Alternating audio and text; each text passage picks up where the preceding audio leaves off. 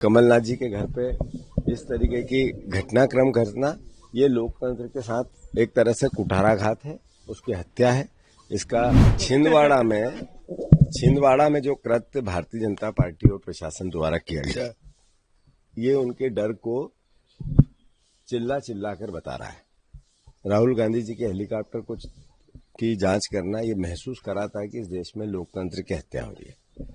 आप देखो, नरेंद्र मोदी जी, भारतीय जनता पार्टी के तमाम नेता, मध्य प्रदेश में भी पूरी बीजेपी धन बल का किस तरीके से उपयोग कर रही है, जग जाहिर है। खुला नाच, नंगा नाच। दूसरी तरफ हमारे पास तो हमारे खाते सील थे, आर्थिक संसाधन की कमी है। हमारे कई कैंडिडेट एक वोट एक नोट की बात करते हैं। ऐसे में इस तरह की हरधर्मिता, एक विधायक के घर पे 4 घंटे तक पुलिस का रहना, फिर कमलनाथ जी के घर पे इस तरीके की घटनाक्रम करना, ये लोकतंत्र के साथ एक तरह से कुठाराघात है, उसकी हत्या है। इसकी निंदा पूरी मध्य प्रदेश की जनता ने करनी चाहिए। दूसरी ओर अमित शाह जी आज आ रहे हैं। अमित शाह जी विधानसभा के चुनाव के पहले भी आए।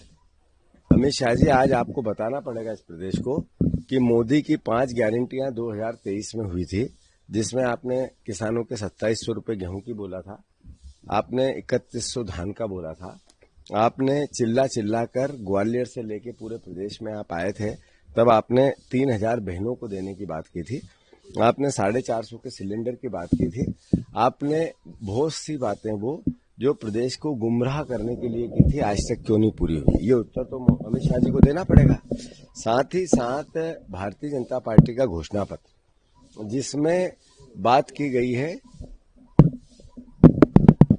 ओलंपिक की, जिसमें बात की गई है कि 5 किलो अनाज की, और कांग्रेस पार्टी के घोषणा पत्र में बात की गई है नौकरी की। ये गरीब करके आटा देना चाहते हैं, महंगाई करना चाहते हैं, हम नौकरी और काम देना चाहते हैं। इस अंतर को हमें समझना पड़ेगा। भारतीय जनता पार्टी का पूरे घोषणा पत्र का अगर आप मूल्यांकन करें तो उनका कहना पूरा देश गरीब हो जाओ और सरकार पे डिपेंड हो जाओ, और हमारा जो घोषणा पत्र है, कांग्रेस पार्टी का जो 5 न्याय की गारंटी है, वो ये महसूस कराती है कि अधिकार संपन्न देश बने, आत्मनिर्भर देश बने, आर्थिक संपन्न परिवार बने, व्यक्ति बने, हर हाथ को काम मिले, काम का पूरा दाम मिले। ये बहुत बड़ा अंतर है बीजेपी और कांग्रेस की सोच में। मैं मानता हूं कि एक प्रधानमंत्री ने कल बयान दिया एएनआई पे, उन्होंने बहुत सी बातें की, पर उन्होंने बॉन्ड की, करप्शन की बात नहीं की, उन्होंने बेरोजगारी की बात नहीं की, उन्होंने काले धन की बात नहीं की, उन्होंने इस देश में जो अर्थव्यवस्था चरमरा गई उसकी बात नहीं की, आपने जो इस देश को इतनी महंगाई दे दी उसकी बात नहीं की। आपने बात की जब हम जीवित नहीं रहेंगे तब की। प्रधानमंत्री, आज उनकी उम्र है, भगवान करे वो ईश्वर करे 100 साल जिए, पर एक व्यक्ति का अपना एक विजन होता है। 47 की बात करेंगे जब वो 100 साल से ऊपर हो जाएंगे। इस तरह की भावना गुमराह करने की भावना है। आपने 10 साल में डिलीवर क्या किया, ये पता चलना चाहिए देश को, प्रदेश को।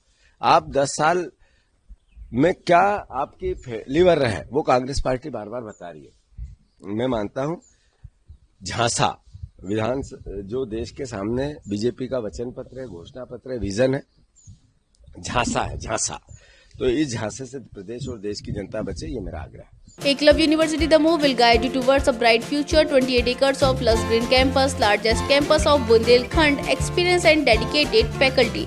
50 future-ready courses taught in 12 different schools, separate courts and ground for sport, fully equipped lab and workshop, safe and fully equipped separate hostel for girls.